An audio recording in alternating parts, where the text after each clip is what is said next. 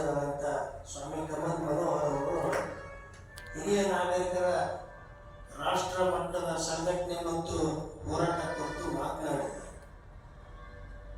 ಕಳೆದ 2-3 ವರ್ಷದಿಂದ ಕೇಂದ್ರ ಸರ್ಕಾರಕ್ಕೆ ಈ ಕುರಿತು ಮನವಿಯನ್ನು ಸಲ್ಲಿಸಲಾಗಿದೆ.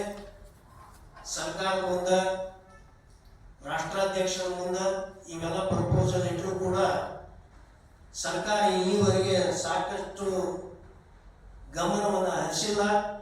ಇದು ಹಿರಿಯ ನಾಗರಿಕರ ಕುರಿತು ನಿರ್ಲಕ್ಷ್ಯ ಭಾವನೆ ಅಂತ ನಮಗೆ ಅನಿಸ್ತಾ ಇದೆ. 15% ಮತದಾನವನ್ನು ಹೊಂದಿದಂಥ ಹಿರಿಯ ನಾಗರಿಕರನ್ನ ಇನ್ನು ಮುಂದೆ ನಿರ್ಲಕ್ಷ್ಯ ಮಾಡಿದ್ರೆ ಈ ಹಿರಿಯ ನಾಗರಿಕರು ಸುಮ್ಮನೆ ಕೊಡುವುದಿಲ್ಲ. ರಾಷ್ಟ್ರದಾದ್ಯಂತ ಸಂಘಟನೆಯನ್ನು ಮಾಡಿ ಹೋರಾಟಕ್ಕೆ ಇಳಿಬೇಕಾಗತ್ತಂತ ಒಂದು ಎಚ್ಚರಿಕೆಯನ್ನ ನಾವು ಇವತ್ತಿನ ದಿವಸ ಹುಬ್ಬಳ್ಳಿಯಲ್ಲಿ ಕೇಂದ್ರ ಸರ್ಕಾರ ಇಲ್ಲಿ, ರಾಜ್ಯ ಸರ್ಕಾರ ಇಲ್ಲಿ ಕೊಡ್ತಾ ಇದ್ದೇವೆ.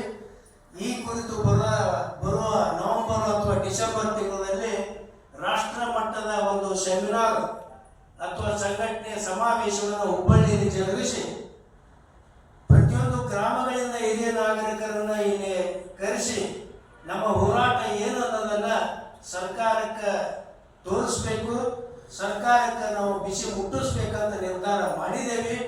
ಅದಕ್ಕೆ ಪ್ರತಿಯೊಬ್ಬ ಹಿರಿಯ ನಾಗರಿಕರು ಗ್ರಾಮದಲ್ಲಿ, ಶಹರದಲ್ಲಿ 60 ವಯಸ್ಸು ದಾಟಂತ ಪ್ರತಿಯೊಬ್ಬರಿಗೂ ಪ್ರತಿಯೊಂದೊಂದು ಸಮಸ್ಯೆ ಇದ್ದೇ ಇದ್ದಾವೆ.